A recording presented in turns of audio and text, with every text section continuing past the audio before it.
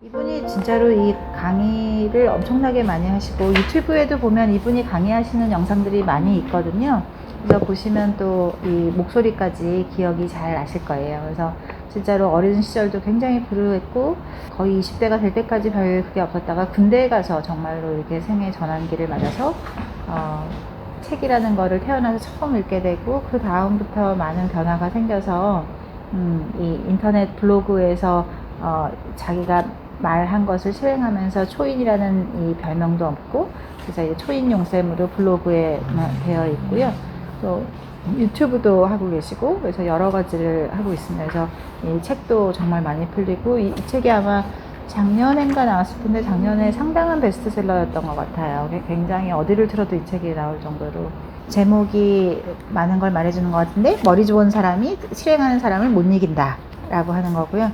그래서 그 29살이 되도록 그때 처음 뭐라도 해보고 죽자라고 이제 마음을 먹고 하루에 책 5페이지, 5쪽 읽기, 한자 하루에 2개 외우기 이런 식으로 이제 시작할 수 있었는데요. 나에게 있어서 내 삶이 정말 거대한 거석 같았다. 그래서 내가 어떻게 할 수가 없다고 느꼈는데 그거를 어떻게 해서든지 잘게 부숴서 움직여 보자고 했었고 그래서 내가 제어할 수 있는 최소한의 시간 단위를 하루라고 집중하기로 마음 먹어서 그 하루를 어떻게 보낼 것인가로 하고 그 다음에는 내가 이걸 어떻게 실행할 수 있을까 해서 SNS에다가 매일 올리면서 자기의 변화하는 모습을 보여주기로 했습니다. 그리고 8페이지에 보면 위에 동사형 인간이라는 말이 나오는데 그러니까 실행이 따르지 않으면 재능도 두뇌도 아무 필요가 없기 때문에 나는 동사형 인간이 되겠다라고 마음을 먹었고요.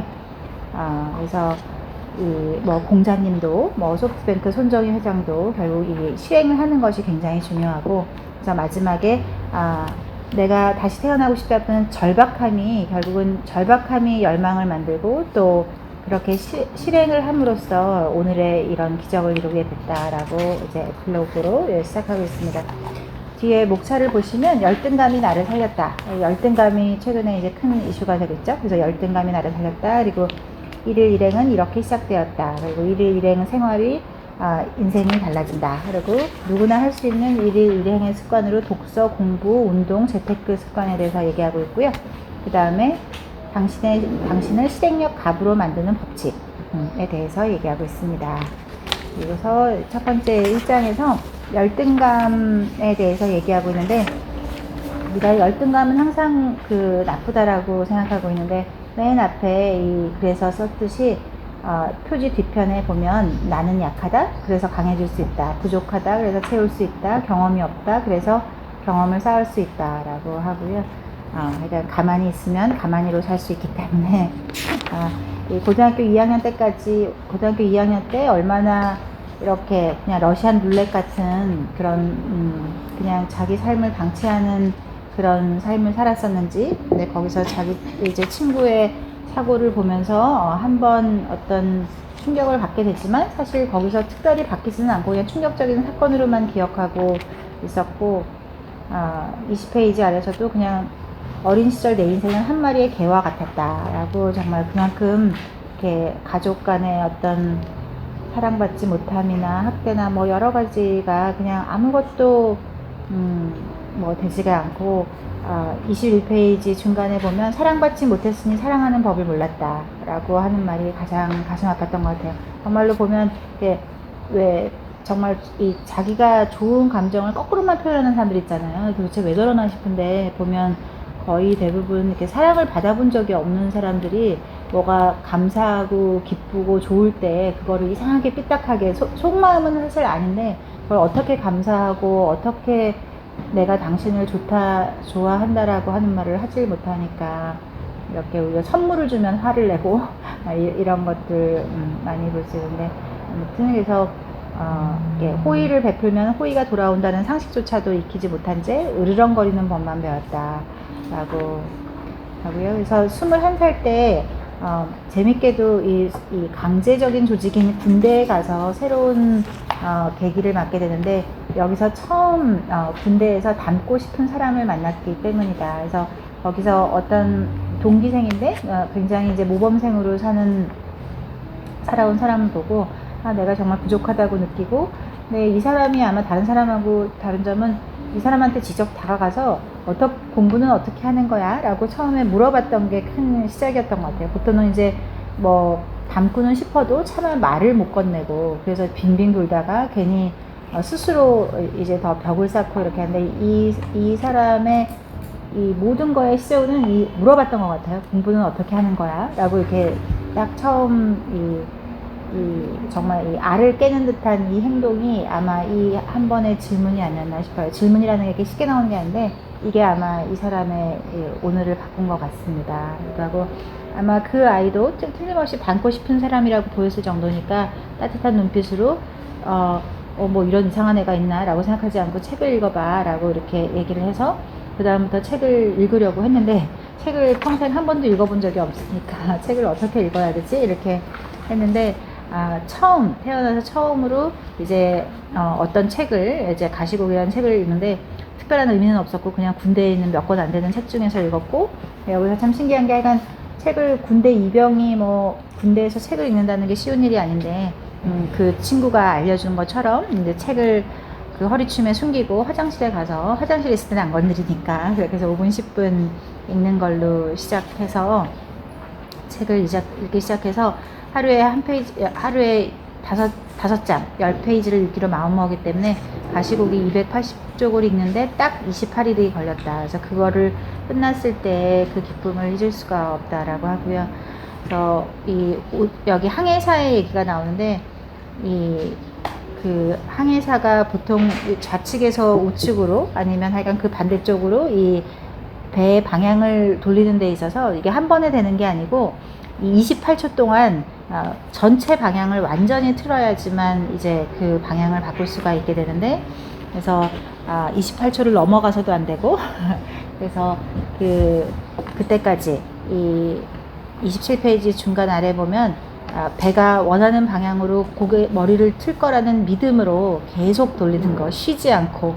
그래서 믿음과 계속 한다는 거, 쉬지 않고 한다는 게 굉장히 중요한 것 같아요. 아무리 상상에 돌린 것 같은데 배는 꼼짝도 안 하기 때문에 이게 되는 건가 안 되는 건가 아마 의심할 것 같은데, 끝까지 머리가 틀어질 거라는 믿음으로 끝까지 하는 게 중요한 것 같습니다. 그리고 28페이지에 영원히 내 편은 나뿐이다 이렇게 하고, 조바심도 나고 도대체 책 한 권 읽어서 뭐가 되겠나 싶었지만, 30페이지에 일단 1년만 딱 독서를 해보자 라고 해서 1년이라는 생각으로 하루에 한 권씩을 읽기로 했는데, 초과 달성을 해서 520권을 1년 동안 읽고, 그때 그 기쁨과 그것이 오늘의 나비 효과를 만들었다고 하고 있습니다. 그리고 하지만 책은 한 번 읽어도 도대체 뭐 기억나는 게 없는데 어떻게 하면 나의 체질을 바꿀까 해서, 이 사람이 읽었던 아침형 인간이라는 책에서 체질을 바꾸는데 100일이 걸린다고 생각하고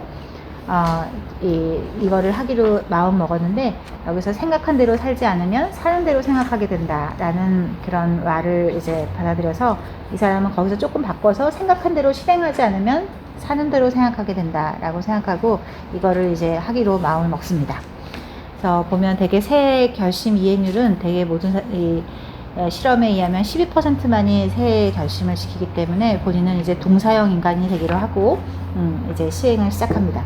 그래서 자신의 인생을 바꿀 사람은 오직 자신뿐이라는 것을 기억하고 시행을 하기로 마음 먹습니다. 그래서 37페이지에 보시면 이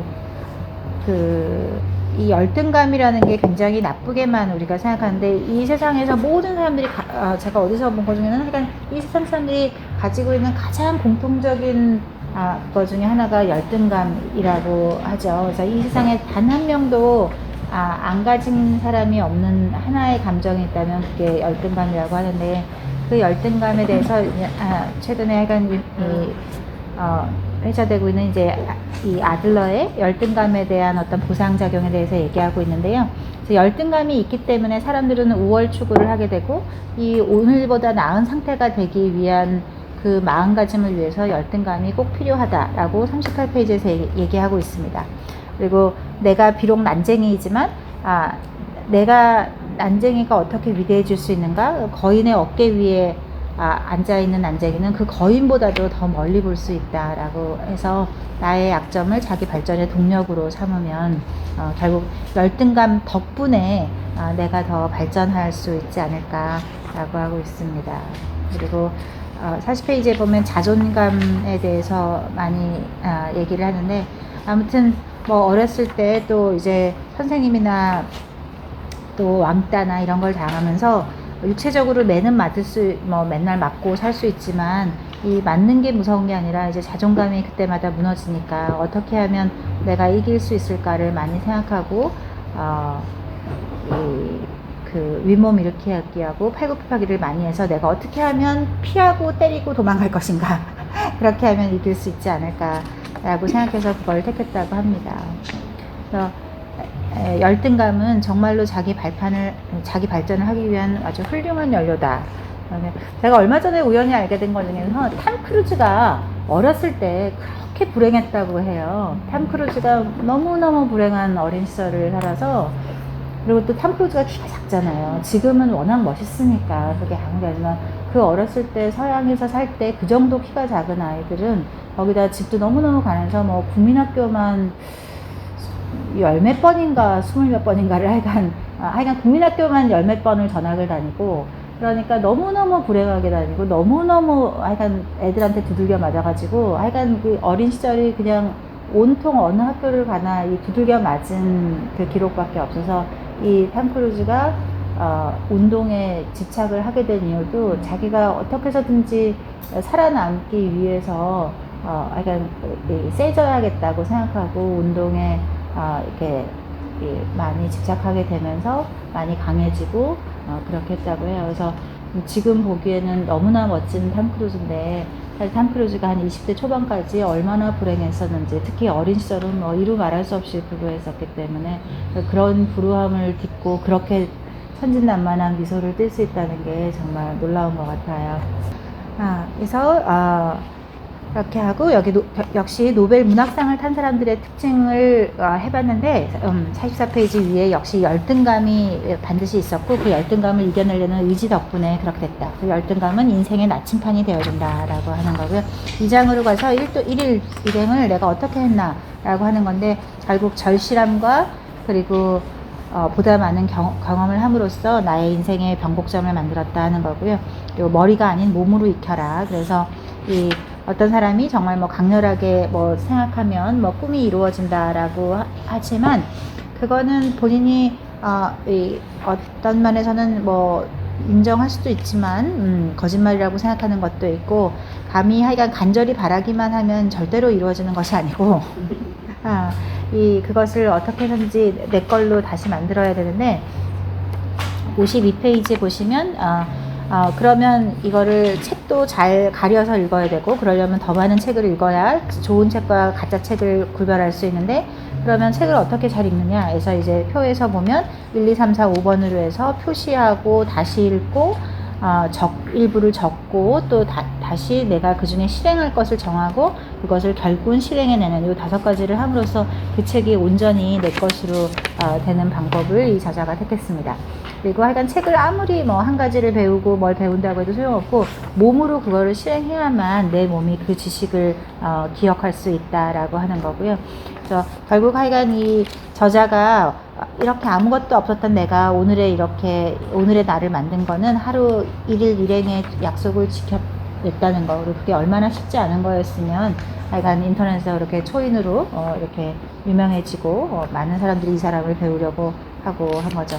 그리고 이 사람은 이제 이 학교 다닐 때까지는 거의 공부를 안 했지만, 이제 돈 안 드는 특급과외를 이제 하는 방법을 많이 깨달아서 블로그나 또 유튜브, 정말 사실 생각해보면 인류 역사상 이렇게 공짜로 이 최고급의 공부를 할 수 있는 시대가 지금 같은 때가 있나 싶어요. 정말 유튜브에 보면 너무나 훌륭한 사람들이 모든 강의들을 다 볼 수 있기 때문에, 그래서 유튜브도 있고, 그래서 약간 그 블로그와 유튜브를 통해서 많은 거를 배우고, 또 유튜브나 블로그의 가장 좋은 점은 보통 책에는 이렇게 어떤 한계 상황에 있어서 쓰지 못했던 실제 경험이나 이런 것들을 이렇게 이 경험에서 나오는 암묵지 이거를 다 볼 수 있기 때문에 결국 어떤 지식을 체득하려면 형식지와 암묵지 두 가지 지식이 다 필요한데 최근에는 이런 거를 이용해서 배울 수 있다라고 하고요.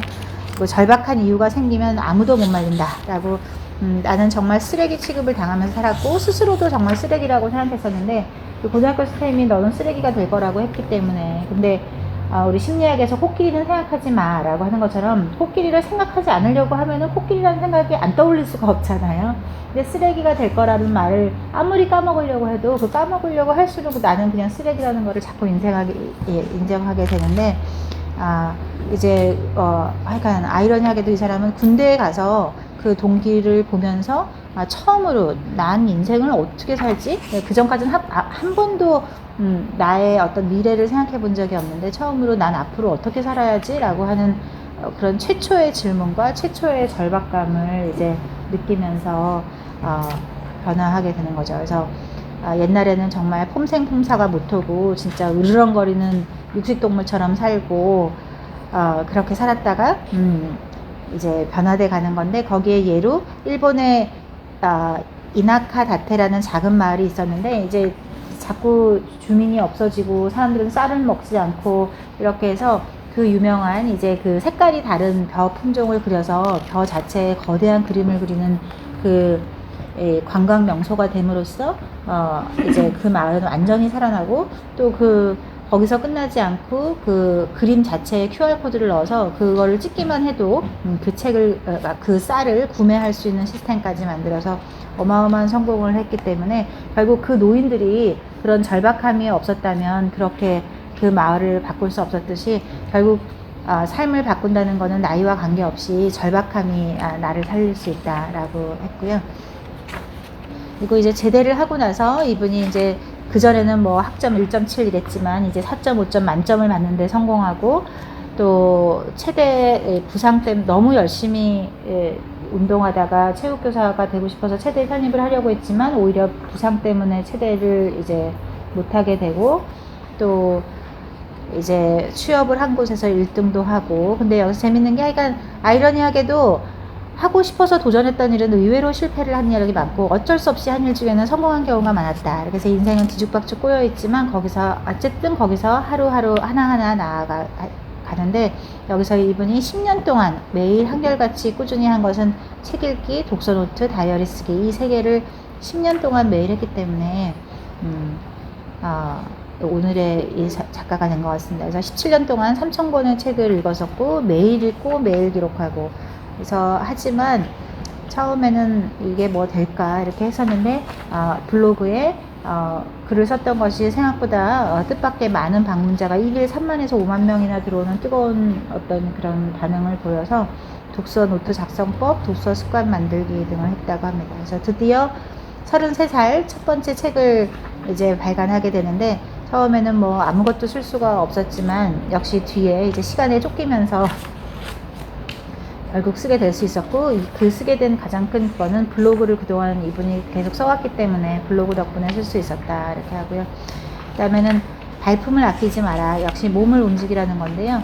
그렇게 해서 열심히 또 살아왔지만 또 한 번의 절박한 순간이 결혼을 앞뒀는데 집을 구할 곳이 없어서 어떻게 하지라고 하다가 그 전까지는 그렇게 수많은 책을 읽고 100권이 넘는 독서 노트를 썼으면 아마 이 당시에 이미 이미 1000권도 훨씬 더 넘는 책을 썼지만 재테크 관련된 책을 한 번도 읽어본 적이 없고 그래서 그때서부터 처음으로 이제 재테크 관련 책을 닥치는 대로 읽기 시작해서 저자에게 연락하고 만나고 또 발품을 팔고 그렇게 해서 결국 부동산 공부를 시작한 지 9개월 만에 내 집 장만을 할 수가 있었다라고 하고요. 그래서 더 이상 본인은 남을 원망하고 시기하고 질투하는 이런 거는 하지 않고 어떤 환경 속에도 기회를 찾고 또 열망을 가짐으로써 삶을 바꿀 수 있었다라고 하고요. 관찰하고 기록하라 저절로 달라진다라고 해서 여기서 80페이지 초조와 불안의 차이를 아십니까? 이 말이 참 좋았는데 이 심지에서 초가 이렇게 타고 있으면 초조라고 하는 거는 초 주위의 공기 흐름에 의해서 촛불이 흔들리는 거 이게 초조고요. 그러니까 주변의 분위기를 이 몸이 감지하는 게 초조라고 할 수 있고 우리가 불안이라고 하는 거는 그냥 그런 주변의 거와 아무 관계없이 그냥 우리 마음이 움직이는 거. 그래서 초조는 우리 몸이 감지하는 거고 불안은 마음이 감지하는 거다. 그래서 우리가 보통은 앞으로 일어나지 않은 상황에 대해서 앞으로의 미래를 불안해하는 것을 사람들은 훨씬 더 못 견딘다고 하죠. 그러니까 그 인지 심리학에서 말하는 거에서 우리 인간이 갖는 모든 뭐 분노, 슬픔, 어쩌고저쩌고 모든 우리 감정에서 인간이 제일 싫어하는 감정 이 뭘까를 인지 실험 학자들이 그 실험과 연구를 했는데 압도적 1위로 불안이라고 합니다. 인간은 불안을 제일 무서워하고 그 구석기에서부터 아무튼 저 동굴 밖에서 무슨 일이 벌어질지 오늘 내가 이 밖을 나가면 사자한테 잡아먹힐지 말지 그래서 그냥 불안을 컨트롤하는 게 굉장히 중요하고 거기서 거꾸로 말하면 우리가 불안을 느끼는 건 너무 당연하다는 거죠. 인간이면 불안을 안 느끼면 이상한 거고 불안을 느끼는데 둔감했던 사람들은 이미 다 멸종돼 버려서 그래서 불안을 잘 느끼고 불안에 걸맞게 행동했던 사람만이 유전자를 남기고 살아남을 수 있었던 거기 때문에 불안을 느끼는 거를 내가 뭐 나약한 사람이라거나 그렇게 생각할 필요 없다라고 하는 거를 본 적이 있습니다. 그래서 이제 이분이 메모의 위력에 대해서 이렇게 하고 있고요. 53페이지 보면 이분이 쭉 해왔던 메모를 사진 찍어 놓은 것이 있고 그래서 84페이지 맨 아래 보면 혼잣말은 자신의 행동을 활성화시킨다. 그래서 이게 혼잣말을 해도 좋고 메모를 해도 좋고 그래서 일단 메모를 하면 선명해지고 선명해지면 실행을 할 수가 있고 그래서 꼭 메모를 하라고 이제 그 조언해주고 있습니다. 3장에 보면 이 실행이 생활이 바뀌고 그래서 인생이 바뀐다 하는 건데요. 너무 먼 미래를 꿈꾸지 말고 그냥 지금 할 수 있는 일을 해내자. 작은 일을 하면 큰 일을 해낼 수 있고 결국 승리가 될 수 있다라고 하는 거고요. 우리가 여기 재밌는 일화가 얘기가 89페이지에 있는데 체로케 인디언에서 우리 마음속에 사는 두 마리 늑대에 대한 얘기가 있는데요. 우리 마음속에는 두 마리의 늑대가 산댄다. 근데 그 두 마리가 맨날 싸우지. 근데 그러면 한 마리는 항상 화가 나 있고 욕심 많고 오만하고 한 마리는 항상 기쁨에 차 있고 평화롭고 친절하단다. 근데 너는 누가 이겼으면 좋겠니? 그러니까 착한 늑대가 이겼으면 좋겠어요. 근데 진짜 이기는 늑대는 따로 있단다. 누가 이기는데요? 그러니까 너가 먹이를 준 늑대가 이기지 라고 하는데 여기서 먹이라고 하는 게 사실 이 어떤 이렇게 실제 하는 그 밥이 아니고 마음의 얘기를 하는데 도대체 어떤 거가 이거를 할까라고 이 저자가 생각해 봤을 때 이 먹이라고 하는 게 결국 작은 성취가 먹이가 아닐까. 계속 기쁨과 이런 좋은 쪽을 가졌던 사람들은 계속 그쪽을 계속 하게 되고 계속 화를 내고 계속 이렇게 나쁜 쪽으로 마음을 먹었던 사람들을 그런 경험을 많이 한 사람들은 또 그쪽으로 가지 않을까라고 결론을 내고 있습니다.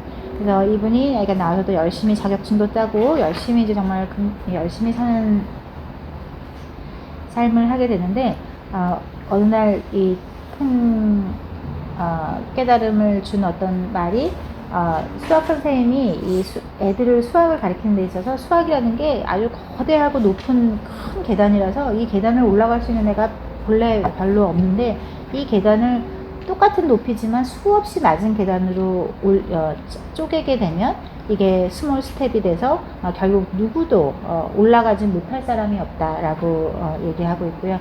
그래서 이 사람이 한 일이 93페이지 중간에 더 놀라운데 하루에 2시간 영어 듣기, 하루 3시간 부동산 임장 다니기, 그 다음에 기록할 때마다 한자 쓰기, 새벽 4시 반 일어나기, 감사일기 쓰기, 매일 블로그에 글 하나 올리기, 하루 일과 쓰기. 이게 제가 보기엔 작은 일이 아닌 것 같아요. 이거는 정말 신이 내린 사람만이 할 수 있는 것 같은데 어마어마한 일을 진짜 하신 것 같습니다. 자, 이건 발을 내디딜 때 작은 한 발부터 시작해라 라고 하는 거고요.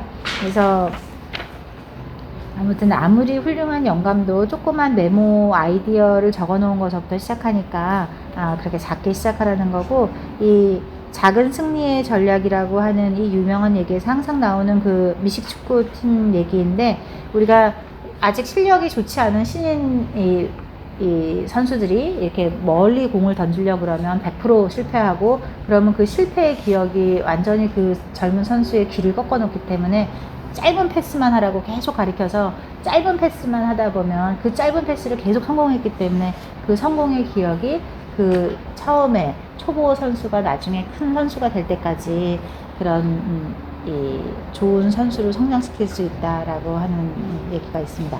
그리고 작은 성취의 기쁨을 알게 되는 것이 굉장히 중요한데, 이 아까 늑대 얘기를 들어가 보면 98페이지에서 결국 좋은 생각을 습관화한다는 거고 몸이 그 습관을 기억하는 건데, 이것이 우리 뇌의 특성상 뇌에 먹이를 준다고 하는 거고, 결국 이게 마치 우리 길처럼 동네에 이렇게 조그만 샛길로 사람들이 샛길로 조금 다니다가 그 샛길을 따라서 사람들이 점점 더 되고 길을 따라 공간도 생기고, 그러고 나면 나중에 사실 신장로가 새로 생겨도 사람들은 그 새로운 큰 길로 가지 않고 늘 다니던 샛길로 가게 된다는 거죠. 그것처럼 뇌도 늘 하던 대로 이 시냅스가 작용해서 하기 때문에 늘 좋은 쪽에 성취감을 많이 가졌던 사람들은 그거대로 된다는 거죠. 그래서 자꾸 패배를 맛보는 뇌는 패배만 생각하게 되고, 자꾸 성공을 했던 기억이 있는 사람은 성공을 기억하기 때문에 약간 작은 일에 성공을 하는 습관을 하는 것이 굉장히 중요하다라고 하고 있습니다.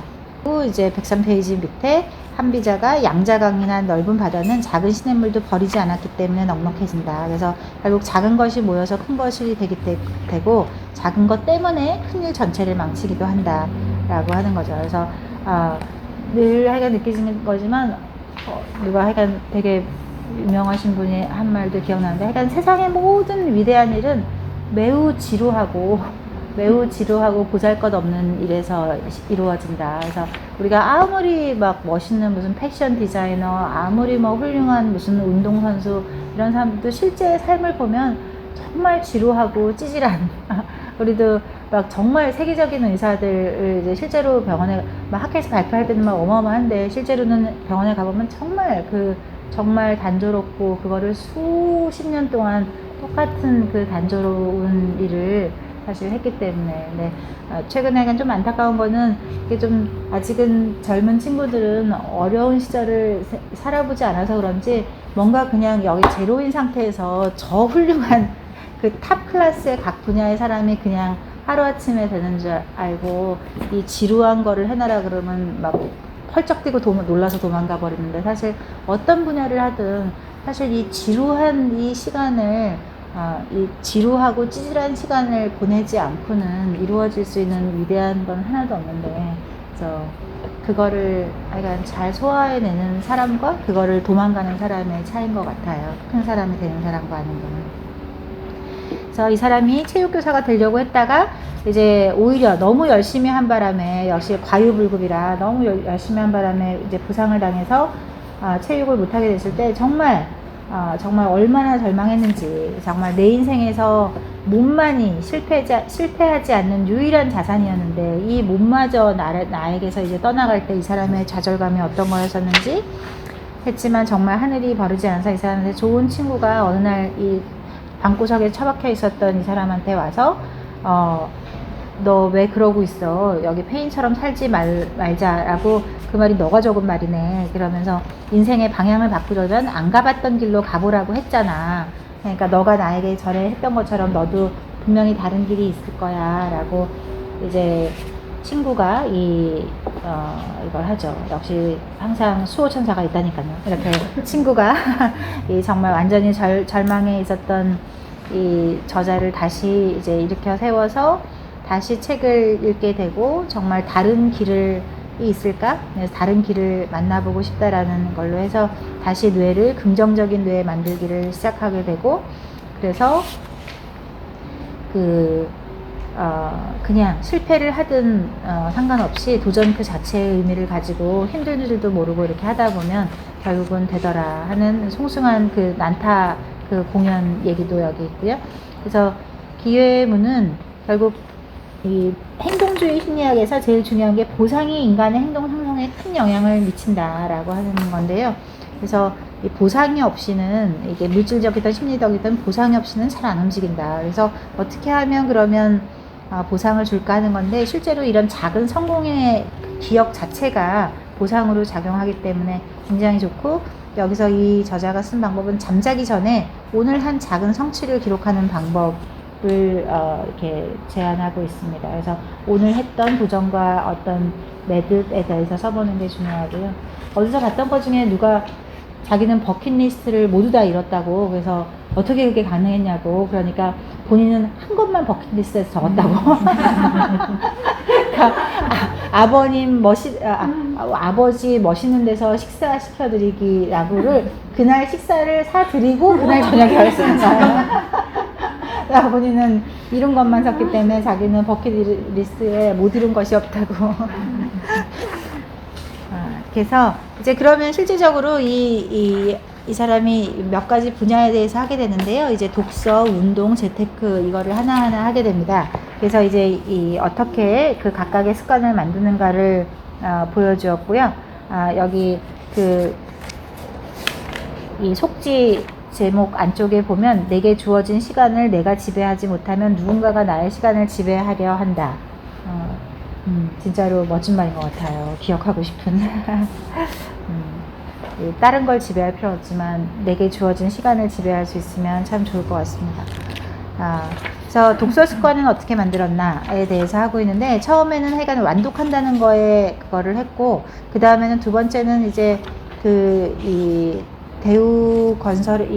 대우중공업에 다녔던 이 김교환 명장, 옛날에 이제 그 금속공예 이렇게 하시는 분인데, 어머니 저는 해냈어요. 그래서 아주 불우한 상황에서 이 성공을 이룬 사람의 책을 읽고, 나도 저 사람처럼 돼야겠다라고 하는 롤 모델을 갖고, 그래서 그 위기의 순간에 어떻게 다시 도전했는가라고, 위기의 순간마다 어떻게 목표를 다시 설정했나를 이제 무조건 저 자자를 따라하기로 마음을 먹고, 그래서 하게 된 거죠. 그래서 그 다음에 이 사람이 한 거는 124페이지에 보면 아침 일찍 일어나고 긍정 마인드 갖고 감사일기 쓰고 목표 만들고 답을 내 안에서 찾기를 함으로써 했다고 본인의 예를 제안해 주고 있습니다.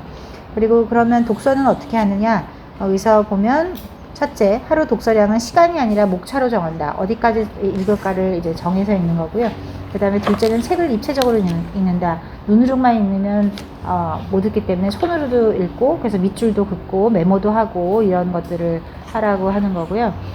전에 제가 읽었던 것 전에 되게 신기한 게, 우리 왜 책만 보면 자잖아요. 그게 굉장히 미스테리잖아요. 어떻게 책을 보면 자꾸 자지? 근데 그게 그 뇌과학에서는 굉장히 당연한 거라고 해요. 우리 인간은 사실 이렇게 책을 읽게 된 게 인류라는 호모 사피엔스가 나온 거를 최소한 20만 년으로 쳐도 실제로는 한 200만 년이라고 보지만, 실제 이제 완전히 검증된 20만 년만 치더라도 20만 년 동안 우리 인간이 책을 읽게 된 거는 불과 200년이 채 되지 않기 때문에 거의 찰나인 거죠. 24시간으로 봤을 땐 거의 찰나의 순간에 우리가 지금 책을 보고 있는 건데, 그렇게 치면 그 전에 우리 인간의 뇌는 아주 멀티태스킹이 기본인 거예요. 이건 멀티태스킹을 안 하면 이게 고장난 상태인 거죠. 우리가 바람 소리도 느끼고 소리도 느끼고 뭐 냄새도 느끼고 이렇게 해서 내가 지금 여기 호랑이가 나를 잡으러 오는지 뭐 누가 뭐가 떨어지는 건 아닌지, 이거를 멀티태스킹 하는 뇌로 우리 인간은 처음에 이렇게 만들어져 있는 뇌인데, 이거를 갑자기 귀 닫고 손 닫고 발 닫고 촉각 닫고 이 모든 브레인 기능이 이렇게 셧다운처럼 탁탁탁탁 꺼지고 오로지 눈으로만 책을 읽기 시작하면 우리 뇌는 자연스럽게 이제 휴식에 들어갈 시간인가 보다 라고 이제 브레인이 세팅되면서 잠이 오는 게 아주 당연하다는 거예요. 그래서 그렇게 잠이 오지 않게 하는 그거는 아주 복잡한 태스킹을 하는 상황에서 책을 읽으라는 거죠. 그래서 뭐 음악도 틀어놓고 본인이 다리를 덜덜 떨면서 보든지 일어서서 보든지 팔굽혀펴기를 하면서 보든지, 그러니까 뭔가 다른 여러 가지의 태스킹이 뇌가 이렇게 하는 상황에서 책을 읽게 하면 우리 뇌는 지금은 잘 시간이 아니다 라고 생각해서 이제 깨게 되는데, 그렇게 우리가 보통 일상적으로 생각하는 이렇게 독서하기 좋은 환경 하고 막 이렇게 되는 환경이 되면 우리는 이게 뇌 구조상 본능적으로 촉각 셧다운, 뭐 후각 셧다운에서 모든 셧다운들이 착착착착 일어나면 결국은 자는 게 정상이다라고 하는 걸 봤어요. 그래서 그 다음부터는 정말 좋은 아이디어라고 생각했습니다. 그래서 그 다음에 그래서 둘째, 책을 입체적으로 읽는 게 굉장히 중요하고, 그래서 밑줄도 긋고 메모도 하고 이렇게 하라고 하고 있고요. 그 다음에 책을 책장에 넣지 않고 책상 위에 늘어놔서 이제 눈에 이렇게 띄게 이렇게 읽는 법을 저자는 택했다고 합니다.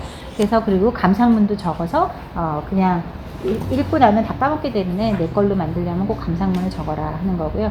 그리고 아웃풋을 내려면 반드시 실행을 해야 되고 이걸 해야 되는데, 여기서 재밌는 게 그 옛날에 드럼통은 굉장히 잘 미끄러지고 잘 부서졌다고 해요. 근데 이 대나무에서 아이디어를 얻어서 대나무처럼 드럼통 중간에 이렇게 마디를 만들었더니 이 드럼통이 부서지지도 않고 튼튼해졌다라고 하는 것처럼, 우리 실행에도 항상 마디가 필요해서 언제까지 뭐 어디만큼 이런 것들을 하는 게 굉장히 중요해서 뭐 피터 트러커 같은 사람도 3년 3, 4년에 한 번씩 이렇게 주제를 바꾼다든가 이렇게 해서 스스로의 어떤 높이를 이렇게 정해서 자기만의 그거를 하는 게 굉장히 중요하다라고 하고 있습니다.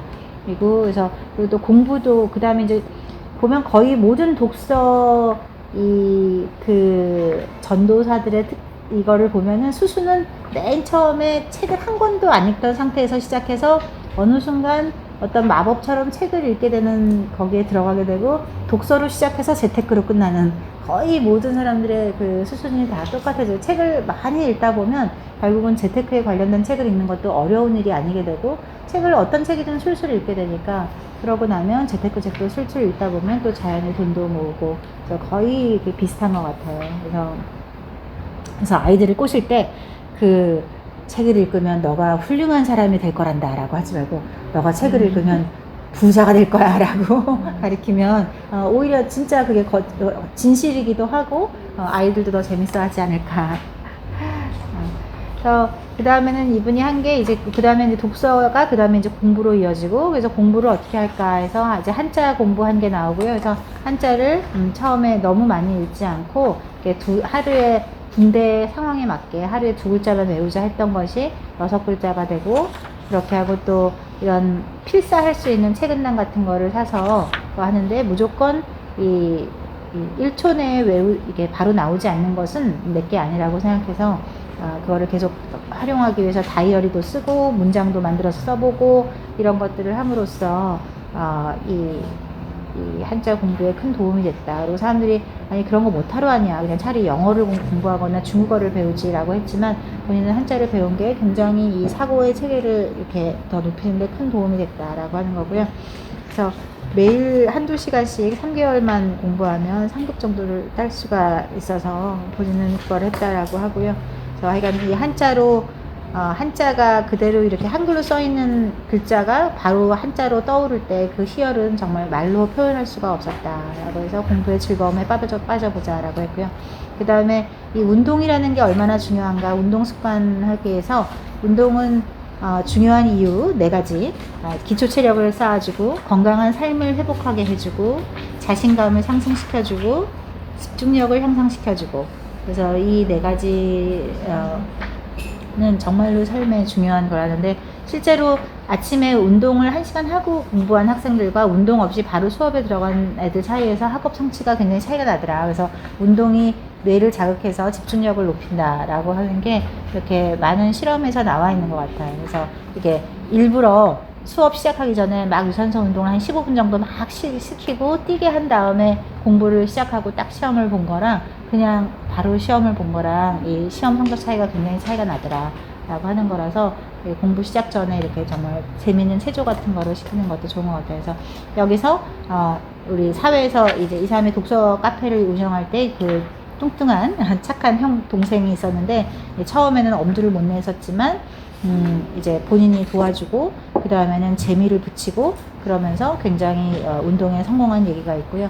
그래서 이 재미를 붙이기 위해서 사진 찍기나 트레이너 바꾸기나 또 내기를 한다든가 이런 거를 해서 이 재미를 통해서 이 사람이 어떻게 변했는지, 그리고 거기서 다시 꾸준함이 보태게 되면 결국은 다 성공하고, 그 사람은 굉장히 자신감을 한 것뿐만 아니라 이제 부수입도 올리게 되고, 결국은 이런 모든 것들이 다 돈으로 보상이 된다는 거죠. 그래서 161페이지 맨 위에 보면, 재미는 설탕처럼 도전에 달달함을 더하는 역할을 한다. 그래서 재미는 설탕 같다는 말이 참 재밌었고요. 그래서 결국은 뇌에 즐거움이라는 보상을 준다. 그래서 재미를 꼭 거기다 넣는 아이디어가 필요하다라고 하는 거고요.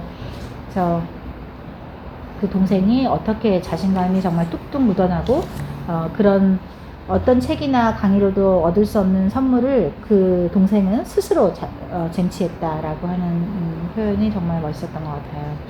이런 얘기를 들으면 불끈 나도 해야지 싶은데 그래서 약간 세 가지 방법을 이분이 제안하고 있는데요.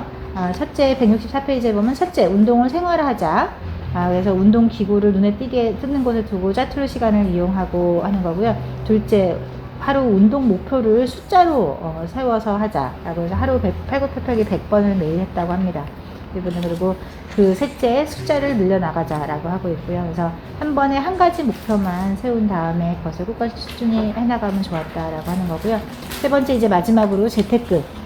재테크를 하는 방법은 뭐 투자 대행 업체에 맡기는 것도 있고 내가 직접 하는 것도 좋겠지만 이분은 결국 이제 자기가 직접 할 수 있는 경지에 이르렀고 맨 처음에는 이제 줄이는 것부터 시작해서 가계부를 쓰는데 가계부도 일부러 포스트잇 한 장으로 썼다고 해요. 그래서 그 종이가 작으니까 얼마 못 쓰고 작은 한 장에 써야 돼서 그래서 포스트잇 가계부를 이용해서 이분은 좋은 결과를 봤다고 하고, 그 다음에 독서를 하는데 그냥 막연한 독서가 아니라 이제는 돈이 되는 독서를 하는 거고, 그래서 이제 부동산에 대한 책들을 읽기 시작했는데, 여기서 약간 책을 이제 속독을 하려면, 많이 읽으려면 빨리 읽어야 되는데, 이 빨리 읽는 거의 핵심은 실제로 책 읽는 전체 시간을 줄이는 거에 있지 않고 책의 핵심 메시지를 포착하는 데 있다 라고 해서 빠르게 읽기가 중요한 게 아니라 핵심을 파악하자라고 하는 거고요. 그래서 이분이 택한 거는 1독, 2독까지는 포스트잇을 사용해서 붙였고, 그 다음에는 잘 모르겠는 거는 그냥 무조건 넘어가면서 포스트잇을 붙이고, 3독은 하지 않고 그 다음에는 포스트잇의 내용을 이제 인터넷 검색을 하면서, 그래서 그렇게 해서 이제 지식을 해결해 나가는 그런 쪽으로 했다고 합니다. 그리고 블로그 이웃을 적극 활용해서 사람들에게 소문을 내고 도움을 청하고 하는 방법을 했었고요. 절대로 그냥 책으로만 공부하지 않고 현장 감각을 다니기 위해서 이분이 어디를 뭐 강의를 가든 어디를 가든 항상 그 동네에 어떤 시세나 이런 것들을 알아보러 다니고, 또 이 재테크 공부에 많은 시간을 투여했었는데 한 뭐 30회 정도 유료 강의를 받으면서 시간당 10만원, 총 75회라서 750만원을 들였는데, 이 돈을 들인 거는 절대로 아까워하면 안 된다라고 하는 거고요.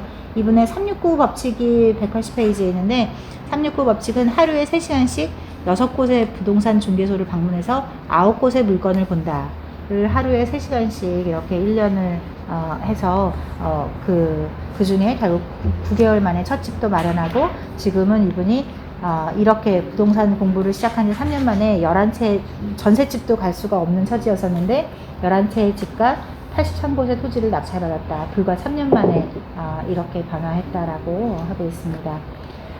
그래서 우리 모두 부자 되시라고 기도를 해주고 계시고요.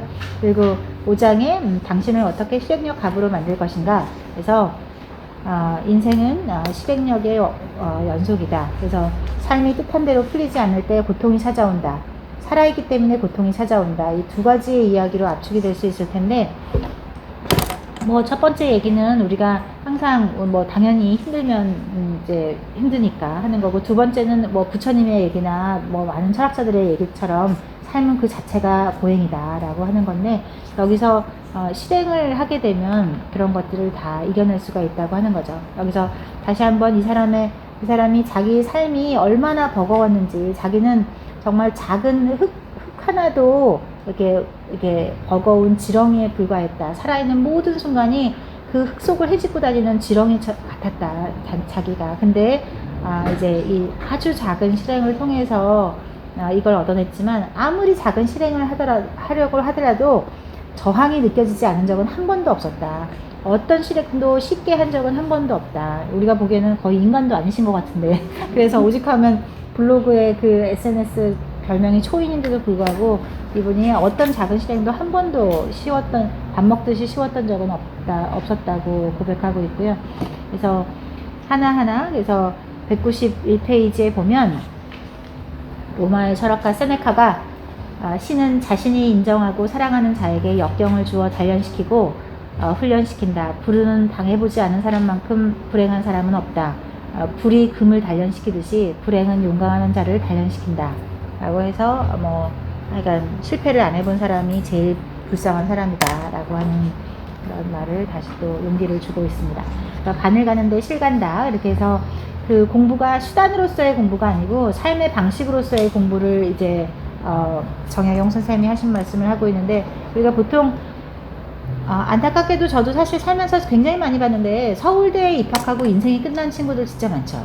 정말 서울대생인데 어떻게 삶에 아무런 목표와 아무런 비전이 없는 친구들이 사실 생각보다 많고, 생각보다는 굉장히 굉장히 대학을 안 다니거나 아니면 초급 대학을 다니고 있거나 아니면 정말 굉장히 지방의 작은 대학을 다니고 있어도 굉장히 열정이 가득한 사람들을 사실 살면서 사실 20대서부터 굉장히 많이 봤거든요.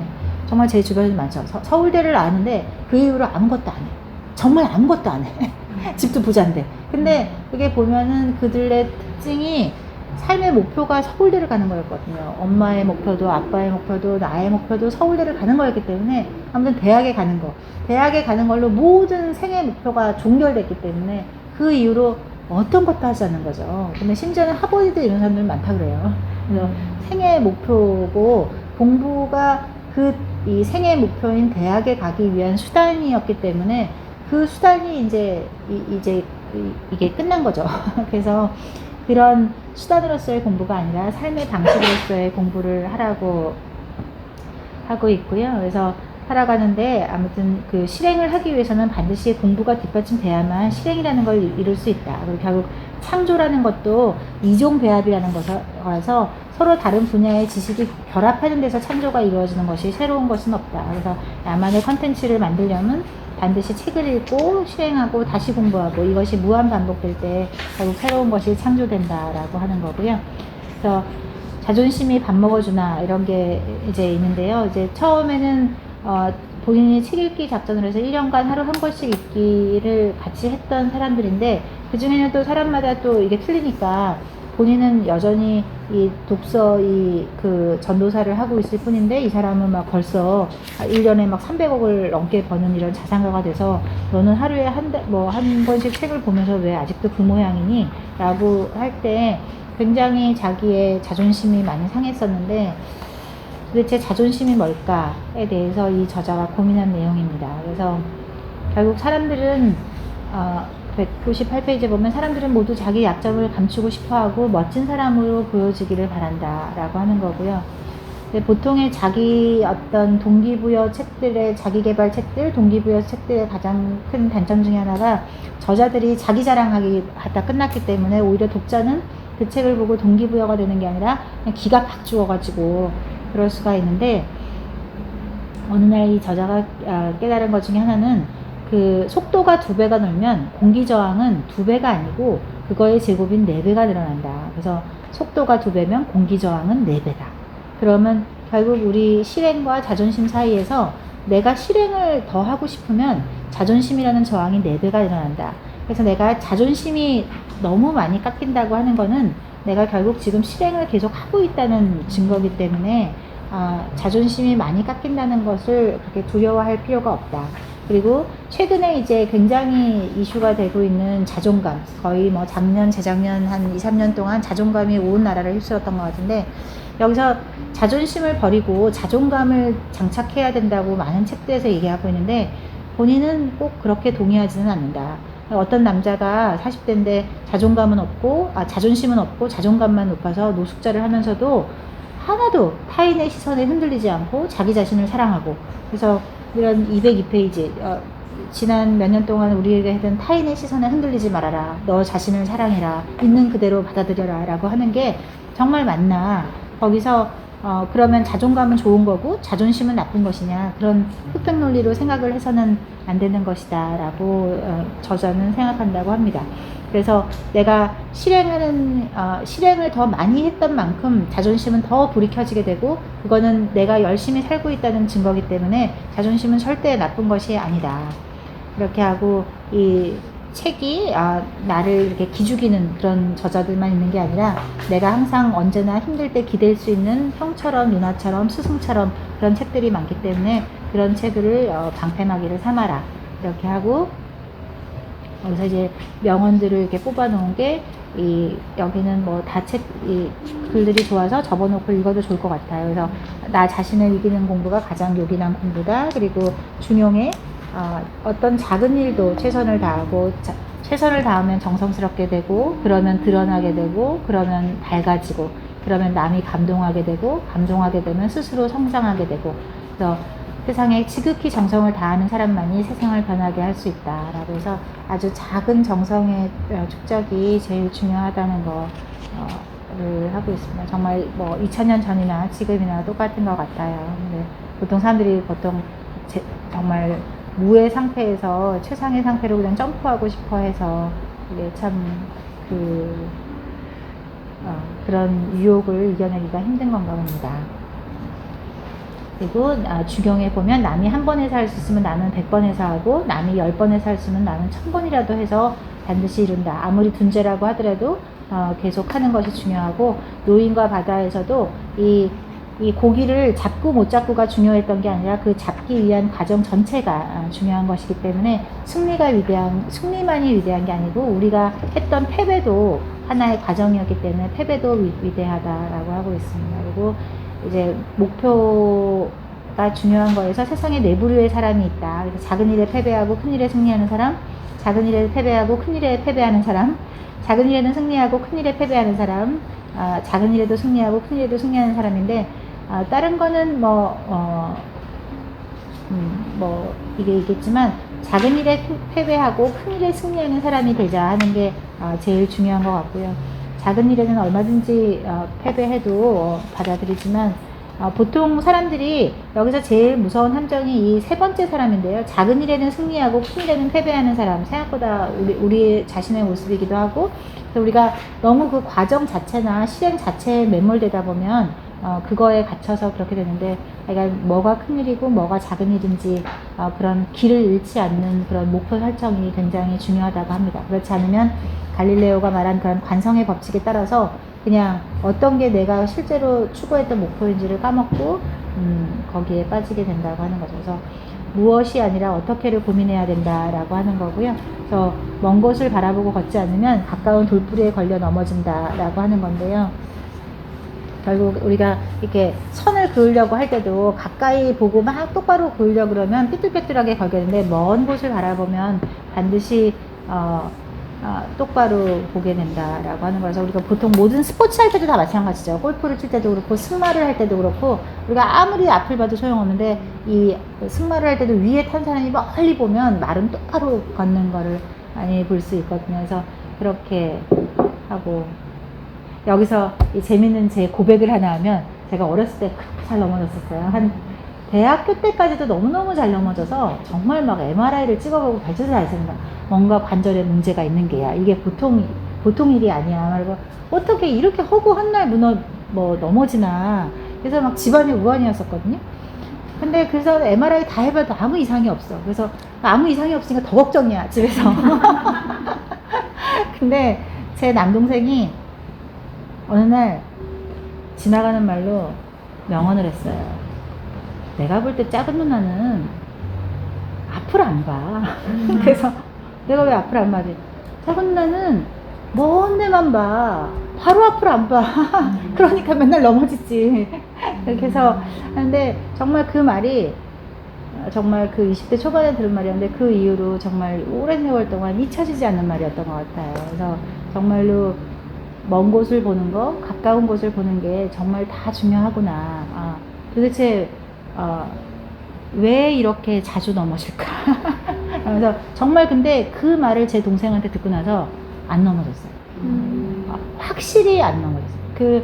그 전에는 정말 잘 넘어졌었거든요. 정말 허구한 날 넘어졌었는데, 그 말을 하여간 우연히 듣고 나서 하여간 안 넘어지게 돼서, 아무튼 여기에 이 말도 중요하고, 아무튼 양쪽이 다 밸런스가 맞아야 되는 것 같습니다.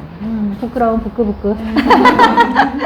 그래서 하여간 여기 참 저는 정말 여기가 가장 좋았었는데, 213페이지 중간에 보면 톨스토이가 나 자신의 삶은 물론 타인의 삶을 아름답게 만들기 위해 끊임없이 정성을 다하고 마음을 다하는 것처럼 아름다운 것은 없다. 그래서 내 자신의 삶을 아름답게 살고 싶다면 타인의 삶을 아름답게 만드는 그런 목표.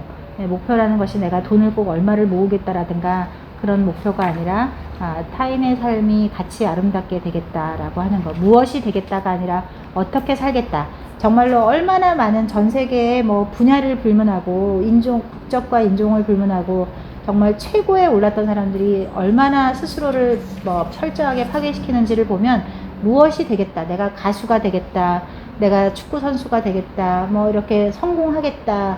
부자가 되겠다라고 하는 어떤 그것만 했지, 그 다음에 내가 뭘 할 것이다 라는 것이 없었으면, 심지어는 내가 대통령이 되겠다고 해서 마음을 먹고 대통령이 됐다고 해서 대통령이 되는 게 중요한 게 아니라 대통령이 돼서 무엇을 하겠다라는 게 되어 있어야 되는데, 정말로 내가 가수가 되겠다라고 마음먹으면 성공한 가수들이 그 큰 성공을 이룬 다음에 얼마나 철저하게 파괴돼 가는지, 그것도 스스로. 그래서 그런 것들을 보면 우리가 항상 장기 목표를 가지고 내가 어떻게 살기 위해서 무엇이 되고 싶은 건지, 내가 어떻게 살 것인지를 꼭 먼저 생각해 놓는 그런 중장기의 목표가 있어야만 인생에서 크게 넘어지지 않을 것 같은데, 그때 꼭 나의 일을 잘 해냄으로써 타인과 사회를 아름답게 만든다라고 하는 큰, 결국은 내가 부자가 되고 싶은 이유도, 내가 뭐 가수가 되고 싶은 이유도, 대통령이 되고 싶은 이유도, 내가 다른 사람에게 아름다운 노래를 들려주고, 뭐 더 나은 정책을 만들고, 뭐 내가 부자가 돼서 뭔가 좀 더 다른 사람에게 어떤 영향력을 끼칠 수 있는 일이 되고, 뭐 훌륭한 과학자가 돼서 무언가를 만들고서 뭐 어떤 무엇이 되겠다가 중요한 게 아니라 그 무엇이 돼서 무엇을 어떻게 할 건가를 꼭 이렇게 정해 놓으라고 하는 거고요. 여기서 마지막으로 이제 이분이 과거에는 열등감이 있었고, 현재는 절박함이 있었고, 미래에는 작은 성취를 이렇게 해가면서 결국 이렇게 하나하나 내가 내 인생에 지지 않겠어 라고 하는 마음으로 오늘을 이루었다고 합니다. 그래서 맨 마지막에 이제 실행은 당신을 절대 배신하지 않는다 라고 해서 지식과 실행이 반드시 병행되어야 한다는 거고요. 그래서 아무리 산산이 부서져 보이는 인생이라고 하더라도 실행을 반복하며 성장하기를 바란다. 그래서 정말로 아끼고 소중히 해야 될 자신의 삶이다. 그래서 당신의 인생을 사랑하길, 그리고 빛나는 미래를 가지기를 이제 기원해주고 계십니다. 이상입니다.